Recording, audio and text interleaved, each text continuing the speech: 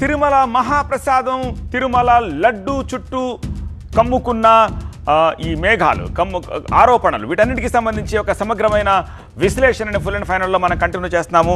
తిరుమల లడ్డు అసలుకి ఈ నెయ్యిని ఎట్లా ప్రొక్యూర్ చేస్తారు, ఎలా దాన్ని సేకరిస్తారు, ఏం చేస్తారు, వీటికి సంబంధించిన డీటెయిల్స్ ఇప్పుడు తెలుసుకునే ప్రయత్నం చేద్దాము. నిజానికి ఈ నెయ్యి కోసము టీటీడీ ఈ టెండర్ల ద్వారా ప్రొక్యూర్మెంట్ చేస్తూ ఉంటుంది. గత సర్కార్ హయాంలో రివర్స్ టెండరింగ్ విధానం ఉంది. సో తక్కువ రేటుకు నెయ్యి కొనుగోలు చేసే ప్రయత్నం జరిగింది. కేజీకి 351 రూపాయల నుంచి 411 రూపాయలని ఆ రోజు నెయ్యి కోసం చెల్లించారు ఈ టెండర్ ప్రొక్యూర్మెంట్లలో. అయితే తక్కువ రేట్లకు సప్లై చేయలేమని అప్పటిదాకా చెప్తూ వస్తోన్న నందిని, కర్ణాటక సంబంధించిన నందిని తప్పుకుంది. నిజానికి నందిని తక్కువ రేటుకే ఇస్తూ ఉంటుంది. చాలా భక్తిభావంతో వాళ్ళు మొదటి నుంచి ఇస్తూ వస్తూ వచ్చారు. కానీ ఇంకా తగ్గించేయడంతో అది మాకు కొంచెం కష్టమైపోయింది, ఇబ్బంది అయిపోయిందని చెప్పేసి కర్ణాటకకు సంబంధించిన ఈ నందిని డైరీ వాళ్ళు దాని నుంచి తప్పుకున్నారు. ఆ తర్వాత ఒక 5 సప్లయర్స్ నుంచి ఆవు నెయ్యి ప్రొక్యూర్మెంట్ కోసము టెండర్లు రిలీజ్ చేశారు. జూలై 6 ఈ సంవత్సరం జూలై 6, జూలై 12 6-12 తేదీల్లో ఏఆర్ కంపెనీ నుంచి ఒక 10 ట్యాంకర్ల ఆవు నెయ్యి వచ్చింది. అందులో 6 ట్యాంకర్ల ఆవు నెయ్యిని వాడారు కూడా. టెస్ట్కి ఒక 4 ట్యాంకర్ల శాంపిల్స్ని పంపించారు అడల్ట్రేషన్ ల్యాబ్కి. ఈ అడల్ట్రేషన్ అంటే ఏంటంటే part and parcel of the sample. చిన్నది, అంత పెద్ద మొత్తంలో ట్యాంక్ వస్తే ట్యాంక్ మొత్తం పంపించాల్సిన అవసరం లేదు. అందులో కొంత తీసుకుని ల్యాబ్కి టెస్ట్కి పంపించారు. ఇప్పటికి 2 సార్లు మాత్రమే ఏఆర్ డైరీ ఫుడ్స్ వాళ్ళు వీటిని పంపించారు, ఆవు నెయ్యిని. అయితే ఏఆర్ పంపించిన ఆ నేతిలోనే కల్తీ జరిగిందన్న ఆరోపణ ఇప్పుడు ప్రస్తుతానికి టీటీడీ చేస్తుంది. నిజానికి వాళ్ళు పంపించిన దాన్నే ఎందుకు టెస్ట్ చేశారు అంటే ఈవో శ్యామలరావు కొద్దిసేపటి క్రితం మాట్లాడుతూ చెప్పారు. 311 రూపాయలు, 318 రూపాయలు సంథింగ్ ఆ ప్రైస్లో వాళ్ళు కోట్ చేశారు. దానికి వాళ్ళకి టెండర్ వచ్చింది. ఇంత తక్కువకి ఎలాగా? ఇప్పుడు మార్కెట్లో ఆవు నెయ్యి కొనాలి అంటే నేను ఇంతకుముందే చెప్పాను, స్వచ్ఛమైన దేశీ ఆవు నెయ్యి 1500 నుంచి 2000 దాకా ఉంటుంది. మీరు ఆశ్చర్యపోతారు. గిర్ ఆవు నెయ్యి కావాలి అనుకుంటే కిలోకి 4000 పెట్టాలి. ఓకే, ఏ మురుగన్ షాప్కో లేకపోతే బయట ఉన్న ఇంకో XYZ షాప్కో మీరు వెళ్తే కిలోకి ఆవు నెయ్యికి 700 పెట్టాలి. సో ఎక్కడా ప్రైస్ అసలు మ్యాచ్ అవ్వట్లేదు. అటువంటిది వీళ్ళు ఇంత తక్కువకి ఎలా ఇస్తున్నారు, వీళ్ళు క్వాలిటీ ఇస్తున్నారా లేదా అని చెప్పేసి అనుమానం వచ్చి ఆ రెండింటి మీదే ఈ ల్యాబ్కి, ఈ అడల్ట్రేషన్ ల్యాబ్కి పంపించారు. సో అందులోనే తేడా వచ్చింది. అయితే ఆ తేడా తర్వాత మళ్ళీ తిరిగి నందినిని తీసుకొచ్చారు. ఇప్పటికి యావరేజ్కి నందిని వాళ్ళకి 480 రూపాయలకి రేట్ ఫిక్స్ చేశారు. ఆ రేటుకి నందిని వాళ్ళు తిరిగి పంపిస్తూ ఉన్నారు. సో ఇదంతా చెప్పేటప్పుడు ఈ విషయం మీద టీటీడీ ఈవో శ్యామలరావు ఏమన్నారు కూడా ఇంకొకసారి చూద్దాం. Then he started supplying. Then we asked him, we found 4 tankers. We found that 4 tankers వాళ్ళు సప్లై చేసిన 4 tankers క్వాలిటీ లేవు అనేది అబ్జర్వ్ చేయడం జరిగింది. వెంటనే ఆ 4 శాంపిల్స్ బయట ల్యాబ్స్కి పంపించడం జరిగింది.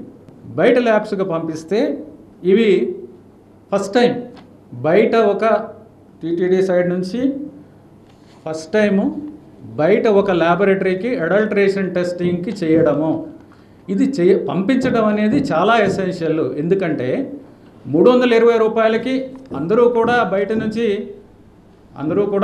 320 రూపాయలకి మీకు కల్తీ ఉన్న నెయ్యి మాత్రమే వస్తుంది, స్వచ్ఛమైన నెయ్యి రాదు. సో చూసారుగా, స్పష్టంగా ఆయన చెప్పిన మాట అది. ఇంత తక్కువకి ఇస్తున్నారు అంటే క్వాలిటీ ఇవ్వలేరు ఎవరైనా సరే. సో కాబట్టి ఒక్కసారి మీకే టెస్ట్ అని చెప్పారు. అక్కడి నుంచి ఈ ఘింగ్ కారం అంతా కూడా బయటకు వచ్చినట్టుగా మనకు అర్థమవుతోంది. కానీ నాకు అర్థం కాని విషయం ఏంటంటే, తిరుమల తిరుపతి దేవస్థానం వార్షిక బడ్జెట్ ఎన్ని వేల కోట్లు ఉంటుందో మనకు తెలుసు కదా. ఈవో గారు ఒక మాట చెప్పారు, అడల్ట్రేషన్ ల్యాబ్ అనేది టీటీడీకి స్పెసిఫిక్గా లేదు అని చెప్పి ఆ ల్యాబ్ కోసం బయటికి పంపిస్తూ ఉంటారు. సంవత్సరానికి 5,40,000 కేజీల ఆవు నెయ్యిని ఈ స్వామివారి నైవేద్యాలకి, లడ్డూలకి, వీటికి వాడుతూ ఉన్నప్పుడు ఆ ల్యాబ్ను ఓన్గా పెట్టుకోవాల్సిన అవసరం కూడా ఉంది. మరి టీటీడీ ఇంతకాలం ఎందుకు పెట్టుకోలేదు? ఆ ల్యాబ్ పెట్టుకోవడానికి 75 లక్షల రూపాయలు ఖర్చు అవుతుంది ఆ ఎక్విప్మెంట్కి అని చెప్పి ఇంతకుముందు టీటీడీ ఈవోనే శ్యామలరావు గారు మాట్లాడుతూనే చెప్పారు. కానీ అది ఎందుకు ఓన్గా పెట్టుకోలేదు, బయటికి పంపించారు అని చెప్తున్నారు. NBBDకి పంపించారు, నేషనల్ డైరీ బోర్డుకి పంపించారు. అక్కడి నుంచి వచ్చిన రిపోర్టు, ఇంకా ఇతర ల్యాబ్ల నుంచి వచ్చిన రిపోర్ట్ ఆధారంగా అక్కడ ప్రాక్టీస్ జరిగిందని చెప్పేసి ఆయన చెప్తూ ఉన్నారు. సో వీటన్నిటికీ సంబంధించి లేటెస్ట్ అప్డేట్స్ తెలుసుకునేందుకు తిరుపతి నుంచి మా ప్రతినిధి రాజు ప్రస్తుతం మనకి లైవ్లో సిద్ధంగా ఉన్నారు. రాజు, గుడ్ టు సీ యూ. స్వామివారి కొండ బ్యాక్డ్రాప్లో ఉన్నారు. రాజు, ఇప్పుడు నా పాయింట్ ఏంటంటే తిరుమల తిరుపతి దేవస్థానం వార్షిక బడ్జెట్ ఎంత ఉంటుందో ఒకసారి చెప్పండి.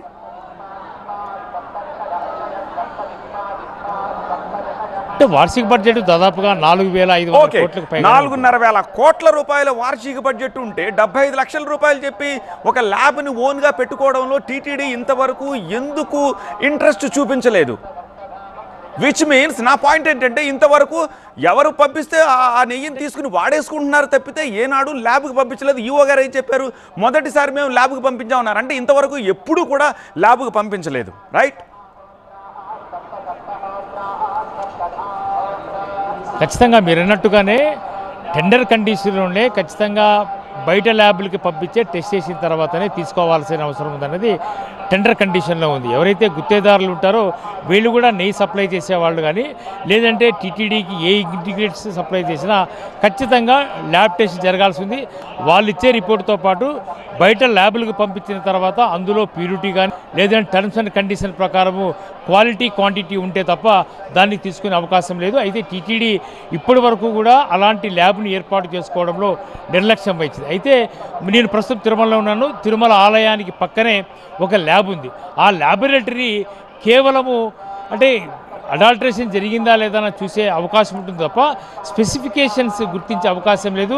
అత్యాధునిక టెక్నాలజీ ఉన్నటువంటి ల్యాబ్ కాదు కాబట్టి అక్కడ అలాంటి ప్రయోగాలు చేసే అవకాశమే లేనట్టుగా చాలా స్పష్టంగా అర్థమవుతుంది. అయితే ఇప్పటి వరకు కూడా టీటీడీఓ చెప్పినట్టుగా మొట్టమొదటిసారిగా బయట ల్యాబ్కి పంపించారు. అది కూడా national dairy development board accredited ఉన్నటువంటి ల్యాబ్కి పంపించినప్పుడే ఈ వ్యవహారం బయటపడింది. అసలు ముఖ్యంగా చెప్పాల్సి వస్తే ముఖ్యమంత్రి బాధ్యతలు తీసుకున్నాడు. తిరుమలలో ప్రక్షాళన ప్రారంభమైంది. అయితే ప్రక్షాళన ప్రారంభం చేస్తూనే ఈవోగా శ్యామలరావు బాధ్యతలు తీసుకునే సమయంలో రెండు విషయాలు చెప్పారు. ఒకటి, తిరుమలలో అన్న ప్రసాదాలు, మరోవైపు లడ్డూ ప్రసాదాల నాణ్యత తగ్గినట్టుగా చాలా ఫిర్యాదులు ఉన్నాయి కాబట్టి ఈ ఫిర్యాదులపై ఫోకస్ చేయమని, ప్రత్యేకించి నెయ్యి నాణ్యత లేదన్న విషయం కూడా ఫిర్యాదులో ఉంది కాబట్టి దీని మీద ఫోకస్ చేయమని చెప్పి ముఖ్యమంత్రి ఆదేశించాడు. కాబట్టి వెనువెంటనే ఆయన ఎప్పుడైతే ఈవోగా బాధ్యతలు చేపట్టిన తర్వాత ముందుగా ప్రసాదాలు, మరోవైపు లడ్డూ తయారు చేసే పోటు సిబ్బందితో మాట్లాడాడు. పోటు సిబ్బంది చాలా స్పష్టంగానే నెయ్యి నాణ్యత లేకుదు కాబట్టే ప్రసాదాల్లో క్వాలిటీ లేకపోతుంది, రుచి లేకపోతుంది, వాసన లేకపోతుంది. దీనికి ప్రధాన కారణము నెయ్యిలో నాణ్యత లేదు. ఈ విషయాన్ని గుర్తించాలని చెప్పేసి నేరుగా పోర్టు సిబ్బంది ఈవోకు చెప్పిన తర్వాతనే దీని మీద ఫోకస్ చేశారు. అందులో భాగంగానే జరిగినటువంటి ఆపరేషన్ అనుకోవచ్చు, లేదంటే నెయ్యికి సంబంధించినటువంటి క్వాలిటీని చెక్ చేసే పనిలో ఈవో చాలా సైలెంట్గానే చేశారు. అయితే ఇందుకు సంబంధించి ఎవరైతే రివర్స్ టెండర్లో కేఎంఎఫ్ పాల్గొనలేదు, కర్ణాటక మిల్క్ ఫెడరేషను అక్కడ రైతులకు సంబంధించింది కాబట్టి రైతులకు టీటీడీ అడిగినటువంటి ధరకు నెయ్యిని సరఫరా చేస్తే నష్టాలు వచ్చే అవకాశం ఉంది కాబట్టి అదే పాయింట్ అడగదలుచుకున్నాను నేను. అయితే అదే పాయింట్ అడగదలుచుకున్నాను నేను. ఎందుకు ఎంతో భక్తి భావంతో వాళ్ళకి నష్టం వస్తున్నా సరే భరిస్తూ దేవుడి కోసం కదా అని చెప్పేసి ఎన్నో ఏళ్లగా నందిని, కర్ణాటక సంబంధించిన నందిని డైరీ వాళ్ళు నెయ్యి ఇస్తూ ఉంటే నందినిని, ఆల్ఫాని ఎందుకు పక్కన పెట్టేయాల్సి వచ్చింది? ఎందుకు కొత్తగా టెండర్లు పిలవాల్సి వచ్చింది?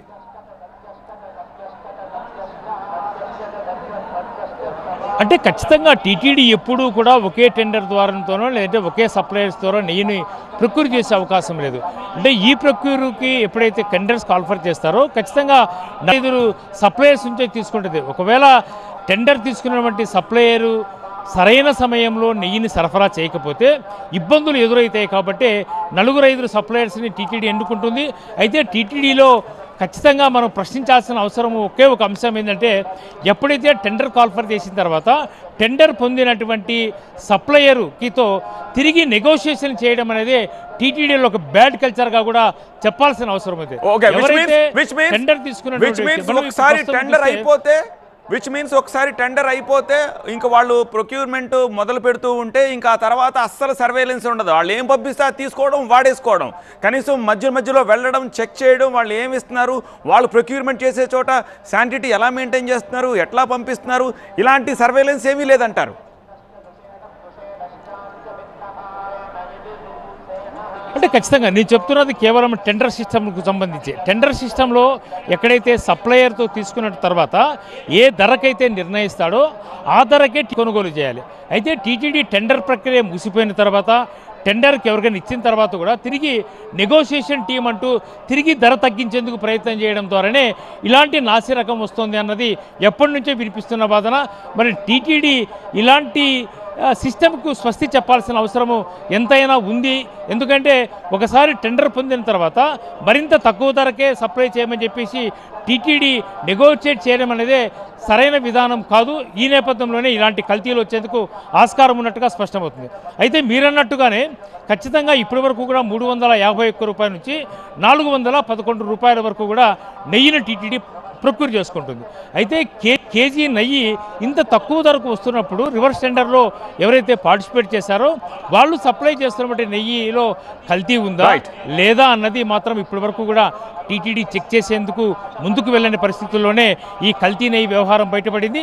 అయితే ఇప్పటి వరకు కూడా టోటల్ ప్యూరిటీ టెస్ట్లో 20.32% అడల్ట్రేషన్ ఉన్నట్టుగా బయటపడ్డ తర్వాతనే ఖచ్చితంగా అనిమల్ ఫ్యాట్ ఉన్నట్టుగా స్పష్టమైంది. కాబట్టి ప్రభుత్వం కూడా చాలా సీరియస్గా రెస్పాండ్ అయింది. పెద్ద ఎత్తున అంటే లడ్డు చిన్నదైనా కూడా వివాదం కాస్త దేశవ్యాప్తంగా, ప్రపంచవ్యాప్తంగా హిందూ భక్తులకు సంబంధించినటువంటి మనోభావాలకు సంబంధించిన అంశంగా మారిపోయినటువంటి పరిస్థితి ఉంది.